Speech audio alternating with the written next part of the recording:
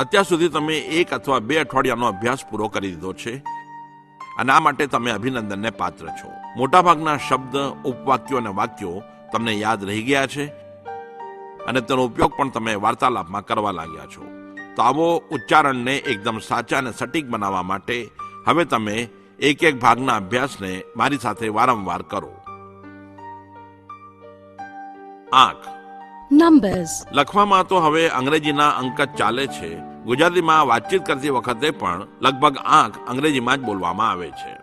1, 1, 2, 2, 3, 3, 4, 4, 5, 5, 6, 6, 7, 7, 8, 8, 9, 9, 10, 10, 11, 11, 12, 12, 13, 13, 14, 14, 15, 15, 16, 16, 17, 17, 18, 18, 19, 19, 20, 20, 21, 21, 22, 22, 23, 23, 24, 24, 25, 25, 26, 26, 27, 27, 28, 28, 29, 29, 30, 30, 40, 40, 50, 50, 60, 60, 70, 70, 80, 80, 90, 90, 100, 100,